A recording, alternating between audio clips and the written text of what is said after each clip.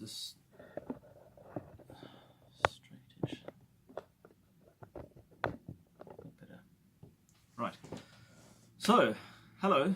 This is not going to be a normal episode of Harold's Escape. This is a little bit of a record of something new that's going on, something different. Basically, today is Saturday. It's about mid-afternoon.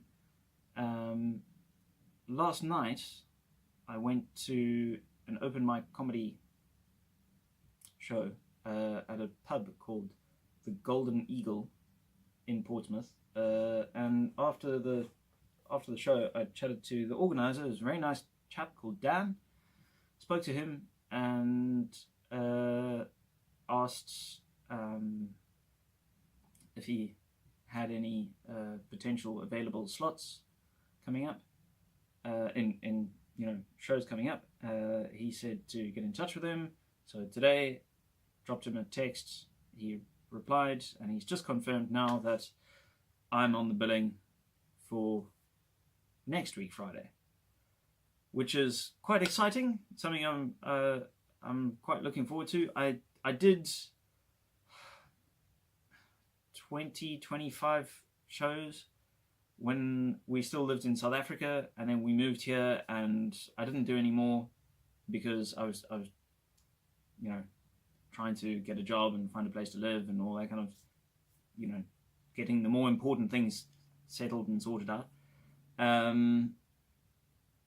So this is something that I've been wanting to do for a while, and now it's next Friday, which is, as I say, quite exciting, but also quite terrifying because I haven't actually got any material. I haven't practiced anything, I haven't written anything, I haven't rehearsed anything. I'm a bit of a blank slate at the moment. So it's a little bit terrifying, it's a little bit exciting. I don't have any material. I'm going to have to write some, basically. We'll see how it goes.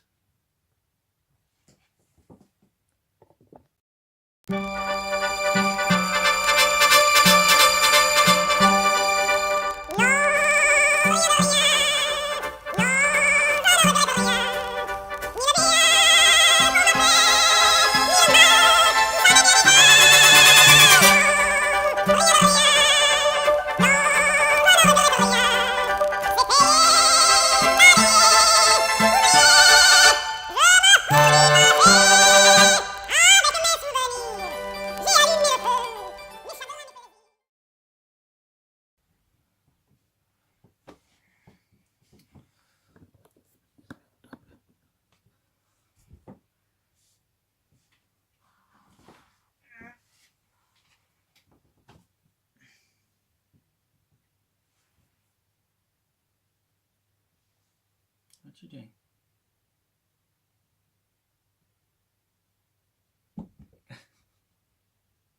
Wouldn't want to be part of it.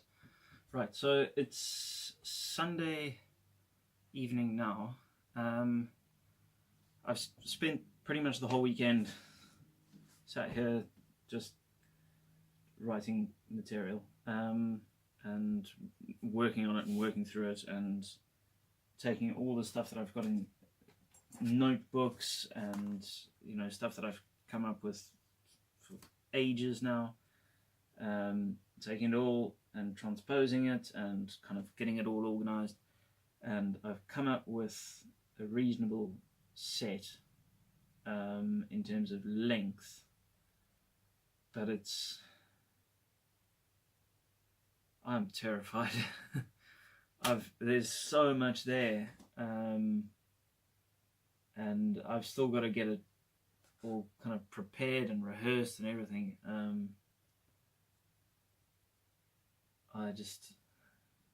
2 weeks would have been so much better for this, but trying to do it all in one is a bit of a stretch. But hopefully, give it a few more days, I'll feel a lot better. So yeah, we'll see what happens.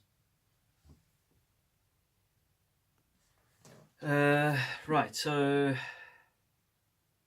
it's Tuesday now. I had a bit of a interesting day today. Basically, I was out on site last night. I only got home and finished work at about 1:30 in this morning,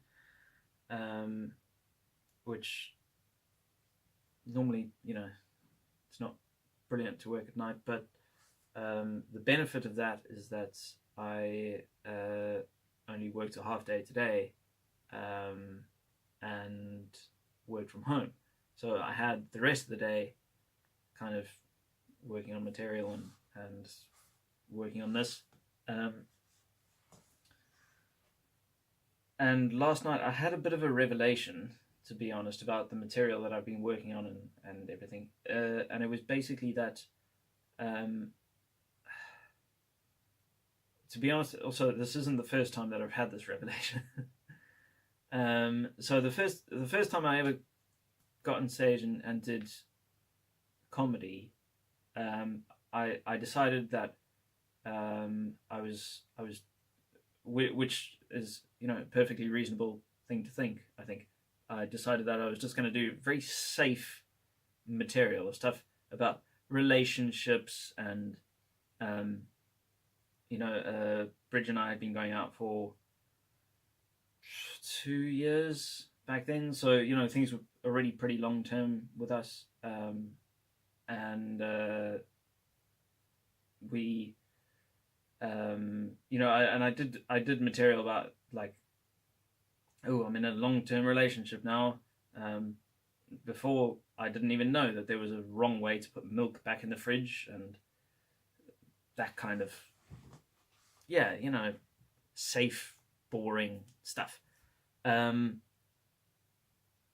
So the revelation that I've had is that I started very much I finished actually putting together a full set of safe material. The downside of that is that I find it really quite hard to remember all of it, because it's lots and lots and lots and lots of little punchlines that are individual. There are lots of little sort of capsules that I have to remember, and they all have to run in sequence, and they all have to go in the right order, and it's really difficult to remember the whole string of them, and then the problem is if one of them is in the wrong place, or I forget one of them, then the whole thing kind of doesn't really work too well. So last night I just thought to myself, I'm doing this wrong. What I should be doing is stuff that I'm comfortable with, and the stuff that I'm happy doing on stage, which is funny voices, impressions, impersonations, that kind of thing. As I say, when I first started, the first couple of shows that I did back in South Africa before we moved to the UK, were very much along those lines. And then I had the same realization that I had last night. I was like, no, I should be doing stuff that I am happy doing. And I've sat down, came up with some new stuff, and that, I think, it feels much better. So I think that will be the material that I do on Friday, which is now, I've got 2 more full days to get this prepped and rehearsed. So it's cutting it a bit fine, but I'm feeling a lot better about it. So fingers crossed.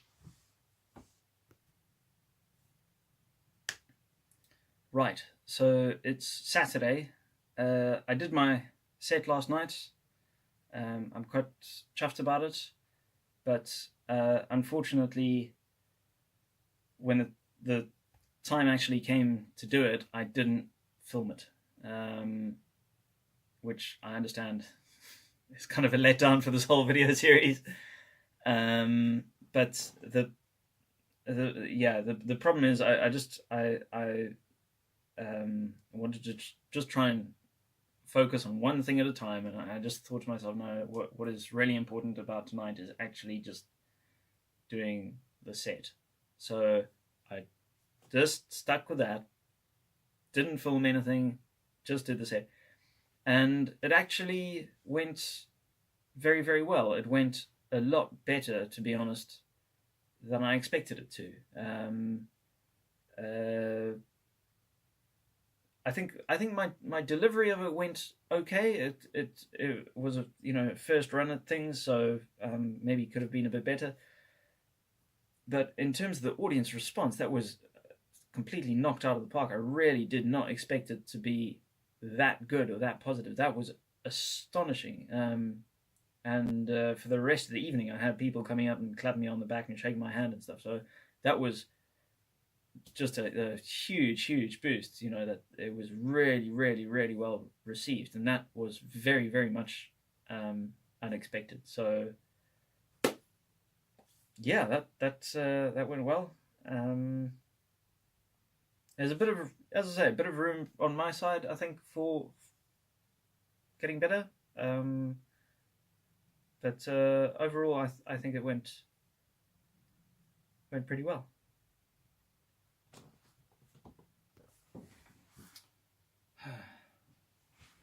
Okay, so it's the set that I did. It happened a couple of weeks ago now. We've jumped forward in time, and last night I did another gig at a venue, similar kind of situation. It was an open mic comedy night here in Winchester at a place called the Railway Inn, and went nicely, went well, but critically, I filmed it this time. Although I didn't film it because obviously I was on stage, but one of the other comics, a guy called Harry, he very kindly held the camera and did it. So I'll show that to you now, and hope you enjoy it.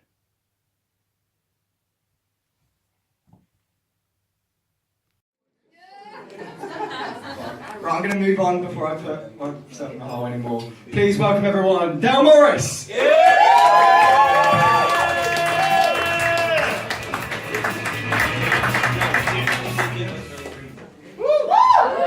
Hello! Hello!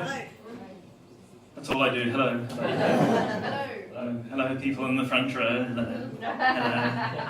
Having a good time. Hello. It's alright, I don't pick on people in the front row. I'm not like Jimmy Carr. He's brilliant, don't get me wrong, but he does have a habit of, coming on stage, massive theatre, hundreds of people, and going, "Oh, thanks very much." And then going up to someone, what's your name? James, your mum's fat. I don't do that. I don't buy into that sort of cheap humour, no. And famous, brilliant comedian that Jimmy Carr is, known all over the world, you would think by now someone would have taught him how to laugh. The noise that he makes. What the hell is that? Sounds like an asthmatic goose having an orgasm. It's like he's been inflated and deflated at the same time. Pubescent donkey becoming overexcited.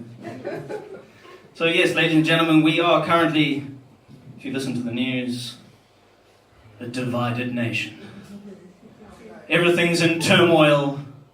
No one seems to know which one's Ant and which one's Dec. Everyone's got their own opinions, but no one seems to know. What's that? Oh, right. You're having your own little party there. Right. But take heart, take comfort from the fact that we do not live in America. Are there some Americans in? No. Because I read this recently, there are 2,500 cases reported each year in America of vacuum cleaner-induced genital trauma. It's getting your cock hooved off. I mean, that's going to be a very difficult, how do you set that up? The wife's going, okay, honey, I'm going shopping. Do some housework while I'm out. Okay, darling, don't you worry, I'll take care of it. I'll do some housework, I'll do some vacuuming.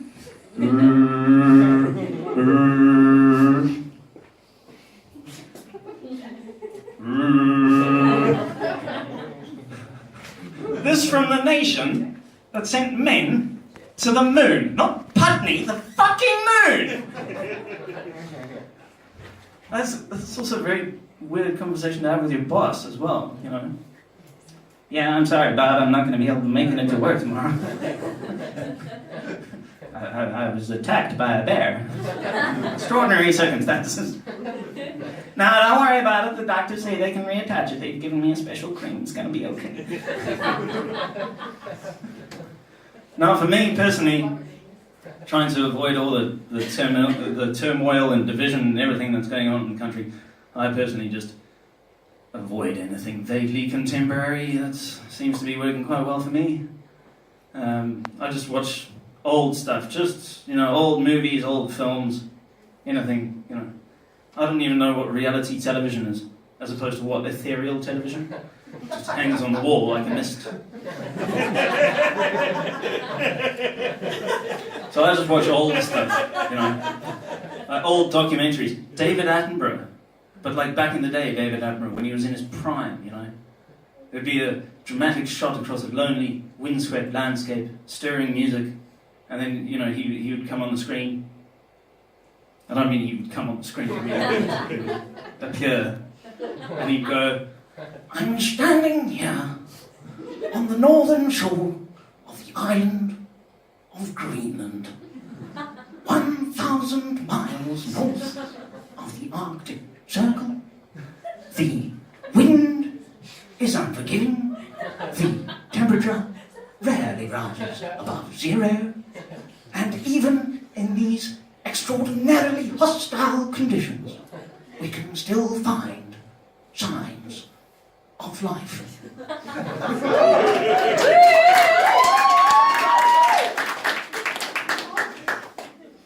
And then invariably he'd point at the ground and go, moss! You've been knighted by the Queen. We were expecting you to pull a panda bear out of your pocket. Give us a kangaroo or something. Come on. But the other thing that I like watching is like old movies, and a couple of months ago I rewatched the old Star Wars movies, but like the original ones from like back in the 70s. Those are a brilliant piece of work, But like as I said, the old ones back when Mark Hamill was a teenager going, yeah, I want to learn about the Force.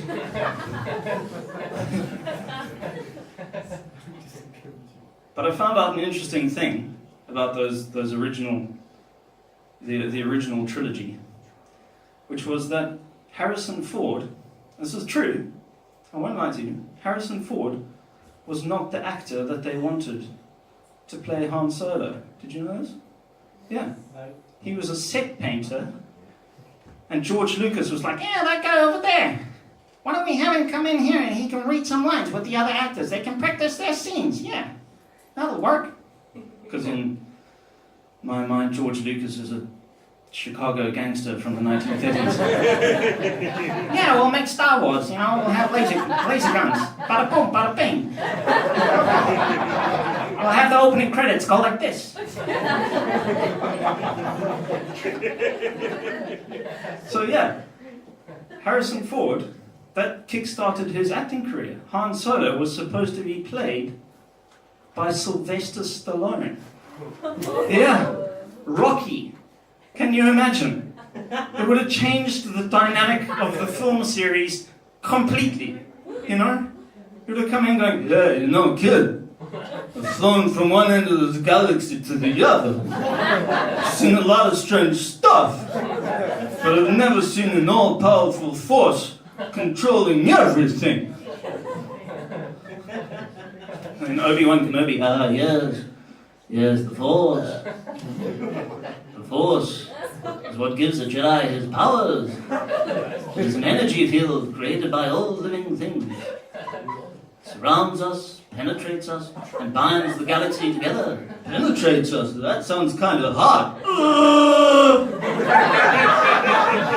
No, Chewie, I don't mean hot like temperature. Why do you walk around with that walking carpet of... He smells funny too. And then you cut back to David Attenborough. I'm standing here on the Millennium Falcon, a starship designed to travel at over light speed to far corners of the galaxy to look for new signs of life.